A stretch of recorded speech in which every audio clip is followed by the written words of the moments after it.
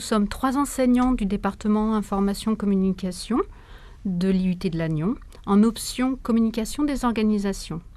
Je suis Estelle Barrault, responsable du diplôme. Je suis Bruno Indal, intervenant professionnel en stratégie de communication notamment. Et je suis Laurent Bohu et j'enseigne la communication numérique. Pour ce qui est de l'organisation de notre présentation d'aujourd'hui, nous allons d'abord commencer par présenter les métiers de la communication, puis les objectifs et les contenus de la formation, ensuite quelques exemples de projets, et enfin, nous aborderons brièvement la poursuite d'études et l'insertion professionnelle de nos étudiants.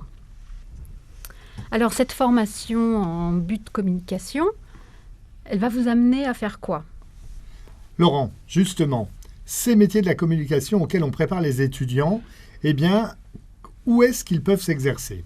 Alors, ces métiers s'exercent dans différents types d'organisations, des grandes entreprises, des PME, des collectivités territoriales, des administrations et des associations. Et dans quel secteur plus particulièrement ? Ça touche aussi bien l'industriel que les services, que la culture ? Exactement, Bruno. Et en fait, comment se déroule une action de communication, Bruno ? Alors, effectivement, l'action de communication, on va dire que c'est la base de notre travail dans le cadre de ce diplôme, c'est-à-dire bien définir, bien apprendre les différentes étapes d'une action de communication. D'abord, on en définit le besoin, on élabore la stratégie de communication de l'action de communication, on en fait une approche marketing, on définit l'image, on définit le message, on fait la conception de la campagne, on élabore le plan média. Autre étape, et qui n'est pas des moindres, c'est aussi celle de l'évaluation, pour être assez bref sur cette dynamique liée à l'action de communication.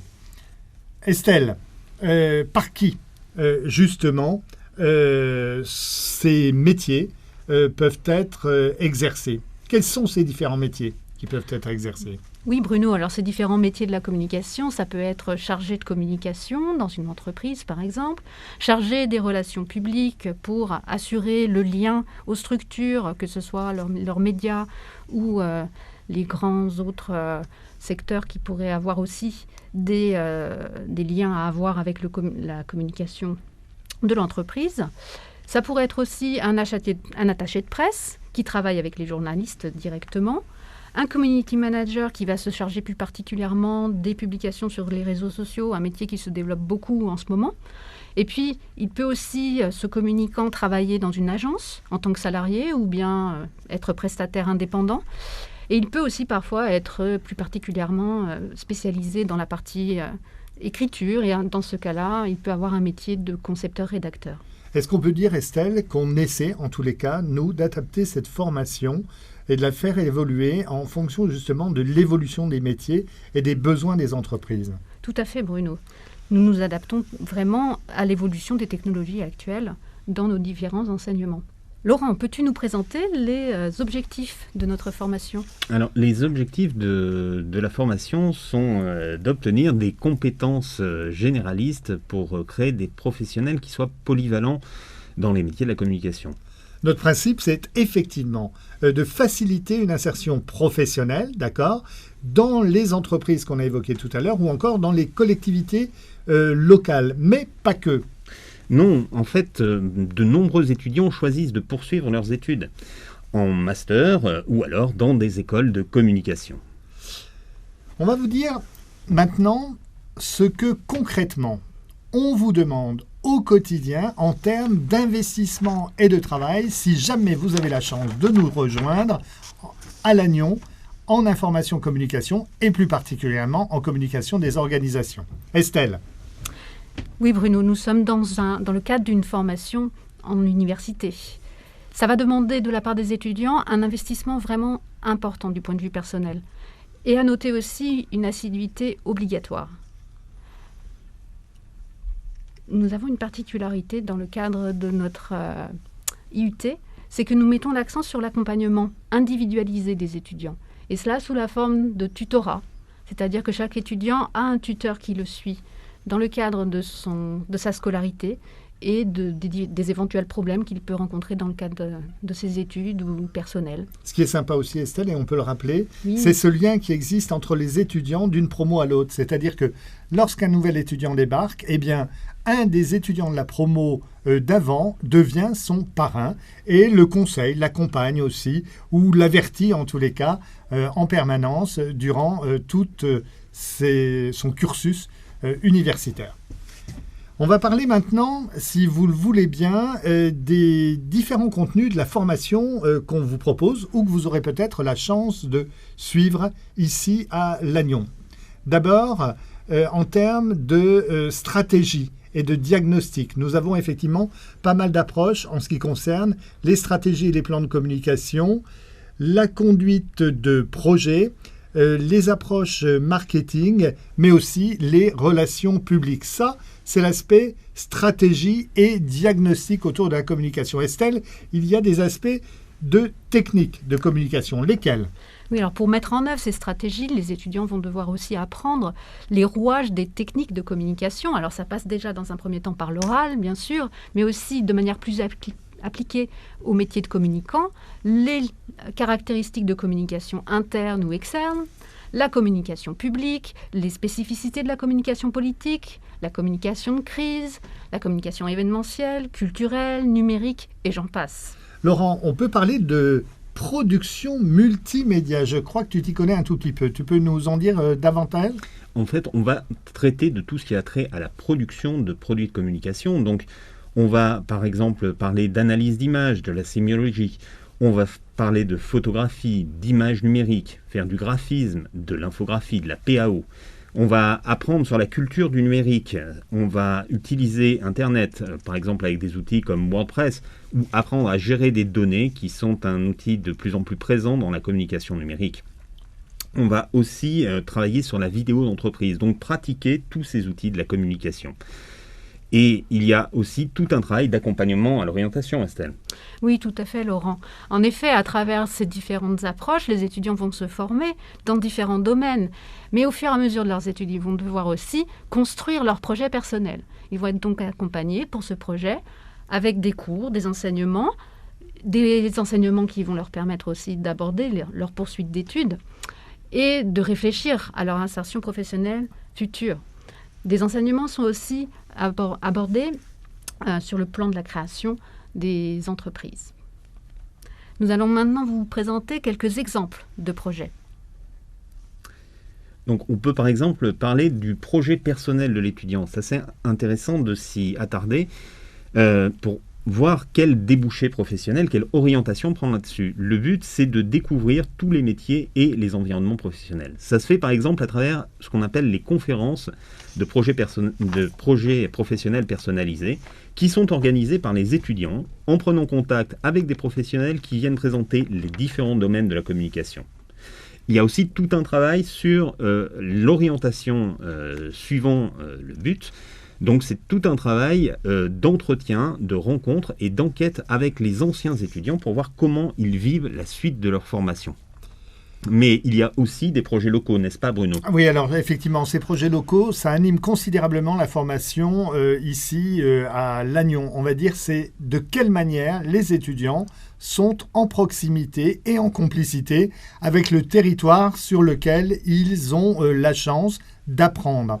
Et l'objectif de ces projets avec des acteurs du territoire, qu'ils soient associatifs ou qu'ils soient d'entreprise, eh bien, c'est justement de créer un véritable lien autour de projets, de stratégies de communication. Bref, toutes les réflexions qui se sont faites au niveau théorique se mettent en pratique durant des projets d'une durée en gros de 6 mois. Alors, vous avez à l'écran quelques exemples de ces projets qui ont été faits l'année dernière et cette année encore, et qui nous rapprochent soit d'organisations culturelles, soit d'organisations qui bossent dans le cadre des solidarités territoriales. Bref, une proximité avec le territoire et les entreprises et les acteurs du territoire particulièrement développés ici à Lannion, et c'est une vraie chance de montrer ce qu'on sait faire.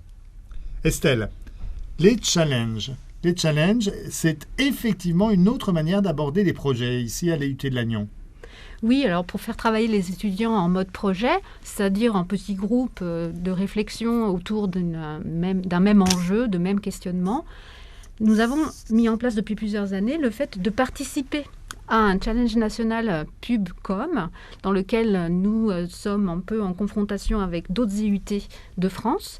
Et pour préparer ce challenge national, nous élaborons un challenge, comme on dit ici, départemental, c'est-à-dire un entraînement pour ce challenge national, dans lequel, du coup, les étudiants vont travailler en équipe pour mettre en œuvre une stratégie de communication à partir d'une problématique qui leur est donnée dans le cadre de la communication d'une structure ayant justement un problème à résoudre. Et donc, ils vont pouvoir mettre à travers ce challenge en œuvre toutes les connaissances qu'ils auront acquises et mettre en pratique les différents outils qu'ils auront donc abordés dans les différents cours. Alors, projet du territoire, challenge, il y a aussi, Laurent, des projets transversaux. Est-ce que tu peux nous en parler très brièvement ? Je vais peut-être simplement vous en parler par un exemple. On essaye de créer des interactions et des dynamiques entre les différents cours. Par exemple, nous avons tout un travail en projet sur la conception et la réalisation de produits éditoriaux qu'on fait à travers 2 cours. Tout d'abord, il y a tout un travail de rédaction de cahiers des charges pour un support de communication magazine, où on va partir d'une commande, partir d'un besoin, imaginer le produit tel qu'il pourrait être et quels vont être les objectifs de ce produit. Puis, dans un deuxième temps, il y a un cours de mise en page grâce au logiciel InDesign où on va devoir respecter et optimiser ce cahier des charges pour arriver à un produit final qui est justement ce produit magazine ou journal d'entreprise ou d'association.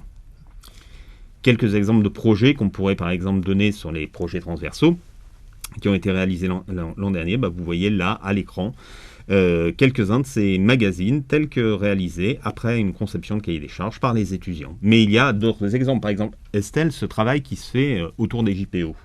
Oui, alors autour des JPO, Laurent, nous présentons aussi chaque année à notre chargé de communication de l'IUT des propositions pour l'affiche des portes ouvertes. Et donc les étudiants réfléchissent dans le cadre d'un enseignement spécifique à quel pourrait être le meilleur visuel associé au message qui pourrait donc permettre de bien communiquer pour vous faire venir à nos portes ouvertes quand elles ont lieu. Et donc, vous voyez à l'écran plusieurs exemples de production de nos étudiants depuis plusieurs années. Bruno, pourrais-tu nous en dire un petit peu plus sur d'autres types de projets que nous mettons aussi en œuvre à l'IUT ? Ah oui, alors effectivement, il y a quelques autres projets, vous avez vu, toujours du travail en petits groupes, toujours quelque chose d'efficace et d'utile au territoire, d'utile à votre réflexion et d'utile à l'application de tout ce que vous aurez appris en cours. On a des oraux et des cours en anglais. On a aussi des workshops en anglais qui sont réalisés et des travaux en collaboration avec des structures du territoire, pour exemple, une structure à caractère culturel qui est ici à Lannion, le Carré Magique, salle de spectacle qu'on va, j'espère, pouvoir à nouveau utiliser l'an prochain, en tous les cas là où vous pourrez aller, où on a eu chaque année un projet justement lié à la programmation du Carré Magique. Voilà, très rapidement fait sur ces projets en lien avec aussi le territoire. Alors au-delà des projets, pour être confronté à la réalité, il y a, Laurent, les stages. Tu peux nous en dire 2-3 mots rapidement ? Oui, effectivement. Comme on a pu le présenter, il y a tout un travail universitaire, il y a tout un travail technique, mais tous ces enseignements sont complétés tout au long des 3 années de la formation par des stages.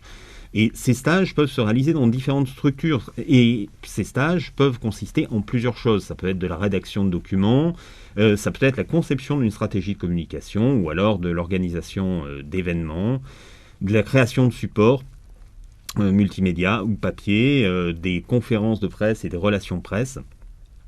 Et donc, c'est l'ensemble de ces outils permettent de mettre en pratique dans des entreprises justement tout ce qui a pu être abordé au sein des cours théoriques et pratiques. Bien entendu, les stages peuvent se faire en France ou à l'étranger. Mais je pense qu'il est à présent temps de parler de la poursuite d'études et de l'insertion professionnelle de nos étudiants, n'est-ce pas Estelle ? Oui, tout à fait, Laurent. En ce qui concerne la poursuite d'études de nos étudiants, alors nous avons fait à plusieurs reprises des sondages auprès de nos anciens et la majorité de nos anciens étudiants, effectivement, continuent jusqu'au master, voire au-delà. Il y a un certain pourcentage moins élevé qui est déjà en situation d'activité dès les deuxièmes années après avoir fini le bac plus 2, on pourrait dire. Avec le but, nous n'avons évidemment pas encore de chiffres puisque nous allons inaugurer avec vous un diplôme qui du coup aura une durée de 3 ans.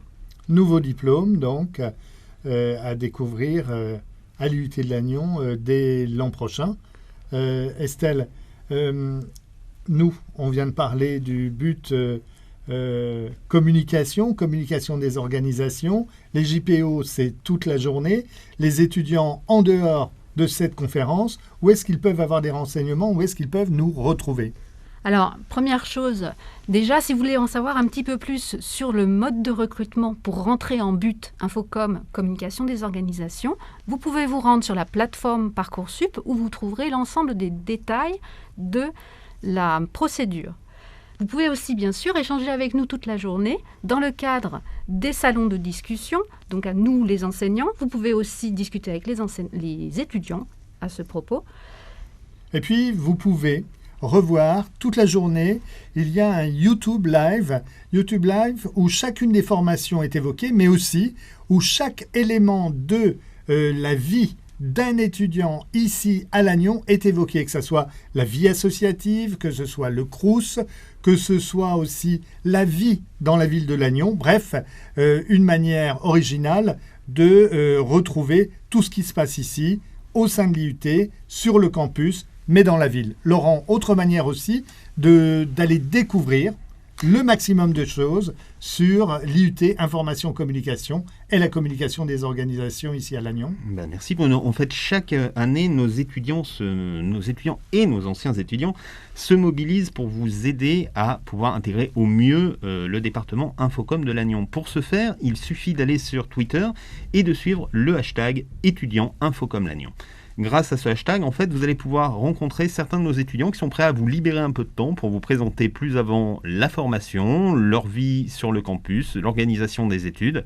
Donc n'hésitez pas à vous appuyer sur eux. Ils sont là pour vous répondre et vous accompagner. Bon, alors on vous souhaite une belle découverte de cette formation communication des organisations à l'IUT de Lannion. Puis on vous dit peut-être à bientôt. Oui, à bientôt. Au plaisir de vous retrouver l'an prochain dans notre but information, communication des organisations. Au revoir. Au revoir. Au